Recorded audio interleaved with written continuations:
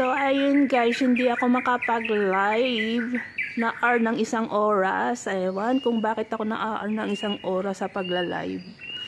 Magla-live sana ako guys. Ayan, ang morning moon at yung mga huni ng ibon guys. Good morning, good morning, good morning.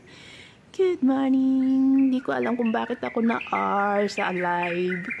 Restricted siya ng 1 oras guys. Tanawin nyo na lang yung morning moon. Ayan, may moon pa siya guys. Ngayon ay alas 7 na guys. Alas 7 ng umaga pero mayroon pa siyang buwan. Buwan ng morning moon. Actually, siya, naka-half moon siya. Ayan. Kita ba? O malikot lang yung kamay ko habang nagbibideo. Naka-half moon siya.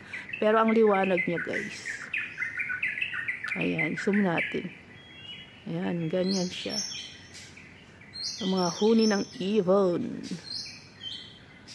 Tweet, tweet. Ayan guys, good morning. Good morning kay Mr. Moon. Ayan. Alas 7 na guys. Sa atin ito napakaliwanag na, di ba guys? Pero dito, madilim pa guys. Hindi ko alam kung bakit kung naara ko sa sa live. Di makapag-live. Restricted daw ako ng 1 oras. Okay lang, 1 oras lang naman. Sana'y pag-ibig na lang ang isipin sa bawat isa sa mundo.